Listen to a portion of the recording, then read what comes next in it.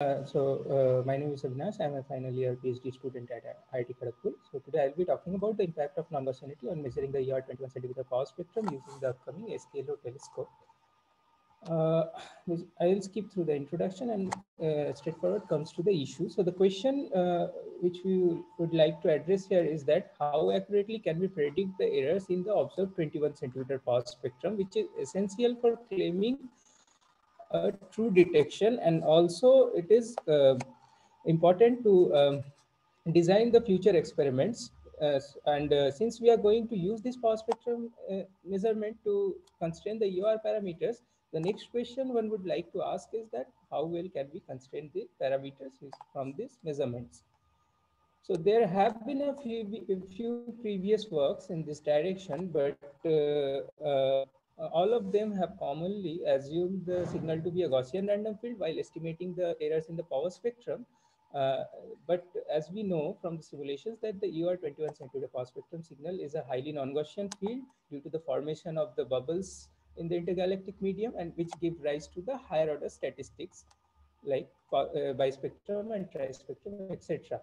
So recent studies have clearly demonstrated that this non-Gaussianity basically introduces an extra term which is due to the trispectrum, the 4-point statistic in the cosmic variance of the power spectrum, which basically increases the variance in the power spectrum measurement, as well as it introduces significant correlation in the measurement for different between the different cabins. So this gives us the motivation to study the impact of this non-Gaussianity on the observed 21 centimeter power spectrum error covariance for the upcoming SKLO telescope, and hence to study the effect of non-Gaussianity on the parameter estimation from these observations. So in order for this, we are using spherically average beam power spectrum estimator. And here we consider the signal to be a combination of the 21 centimeter cosmological signal as well as the Gaussian system noise. And the corresponding error covariance which we have computed turns out to be something around this, where W tilde is given by this factor over here. So in order to compute the full error covariance, we need to have estimates of the signal power spectrum, signal tri-spectrum, as well as the noise power spectrum.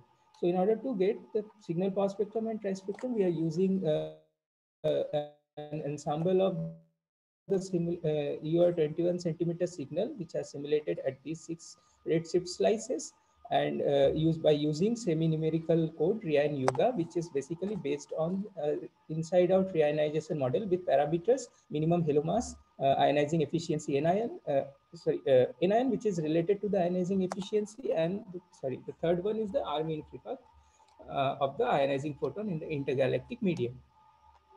So the next step is to compute the system noise, for which we are considering the SKLO observations and the baseline tracks corresponding to the 8 hours of per night observation. And we are to make the simulation, the predictions realistic, we are also using the resolution corresponding to the SKLO in the K space, and we basically fill the K space using these baseline tracks, and using all this, we estimate the noise power spectrum at each and every grid points. And finally, using all this, we compute the cosmic variance, not cosmic variance, observed error covariance.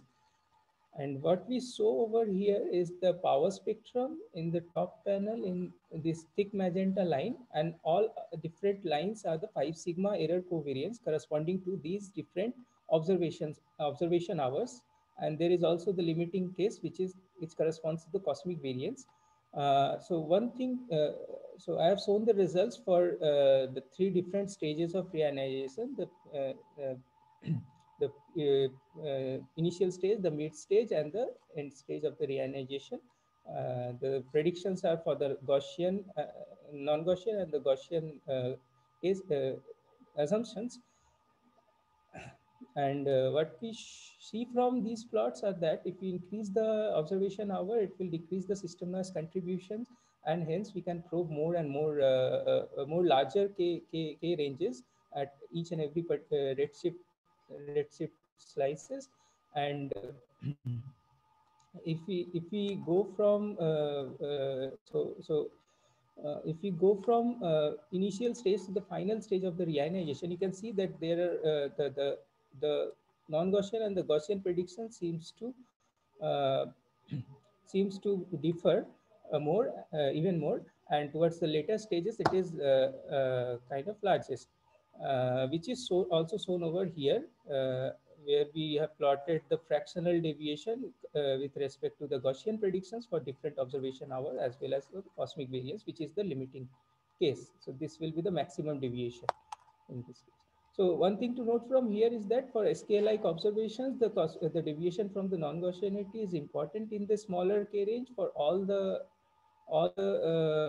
during all the stages of reionization. However, it becomes important in the intermediate K ranges where we have high SNR for the mid stage and during the later stages of reionization for kind of 1,000 hour of observations. So, uh, yeah, here we are showing the correlation matrices corresponding to the different K-bins. So that is also the correlations are also important during the in the smaller K-bins during the initial stages, and and it becomes gradually important towards the intermediate K range in the later stages of reionization. So till now we have not included the foreground in our analysis, and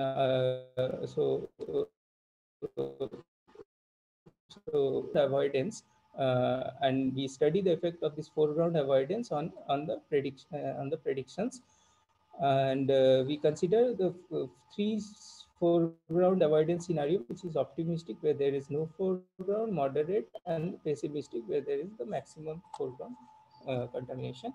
And what we show over here is in the top panel we are showing the signal to noise ratio corresponding to the 1,000 hour of SK observations as a function of wavelength and the redshift.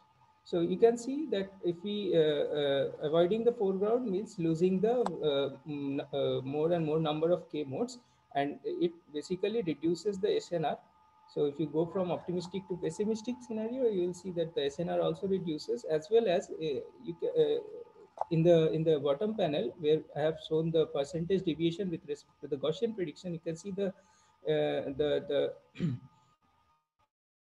deviation also decreases because we are the number of K modes we are losing, and due to which it increases the Gaussian part of the cosmic variance, and hence the effect of non-Gaussianity decreases. But however, the non-Gaussianity is still important in the intermediate K range and during the later stages of reionization, which is clear from here, even for the pessimistic case.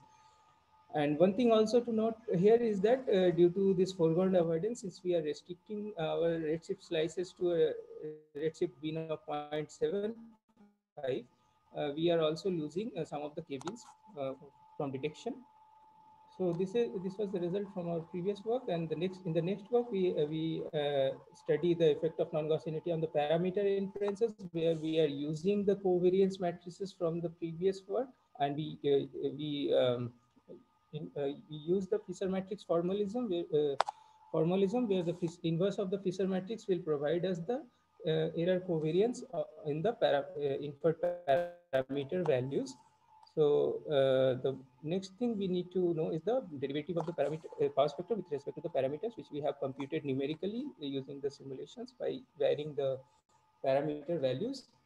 And what we show over here is the derivative plots for M minimum, NIN, and RMFP. So one thing to note for RMFP is that the derivative is almost zero. So the power spectrum does not depend, is not sensitive to RMFP in the initial stages of reionization, that is at the high redshifts.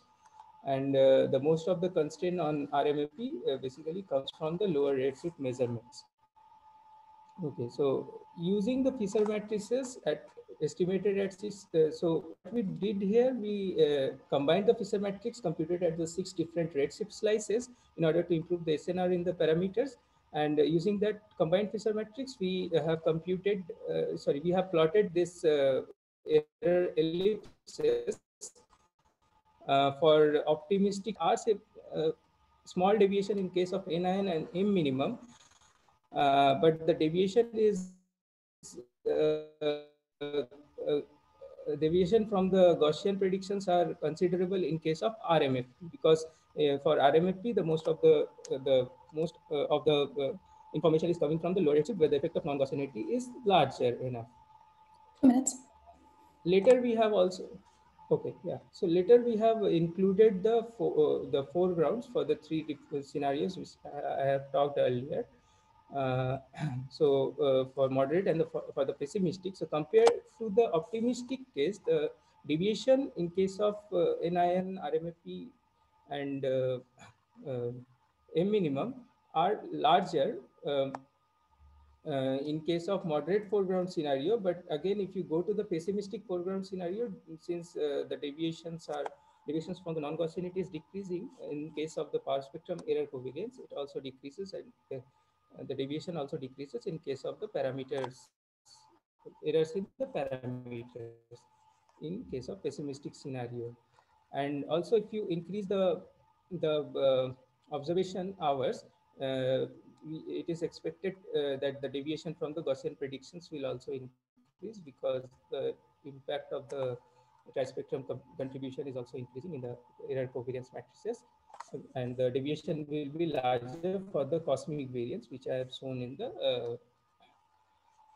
the third column, the plots.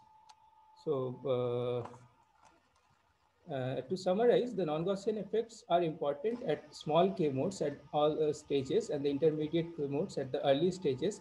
The relative contribution of the trispectrum in the error covariance increases with the observation time, because it decreases the signal to noise ratio. The foreground avoidance forbids some of the k-bins from the detection, and also reduces the SNR as well as the deviation from the Gaussian predictions.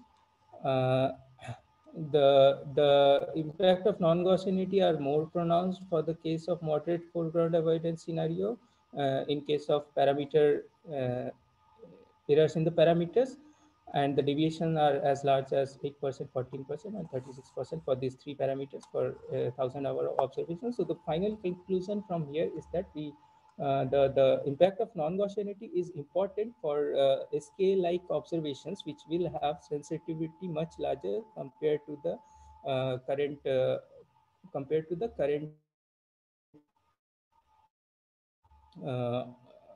experiments. And uh, and it is also important in for the K modes where the SNR is substantially large, and particularly towards the smaller redshifts. So, uh, okay, I'll stop here. So, thank you. Actually, I have not talked about the light cone effect because of the time constraint.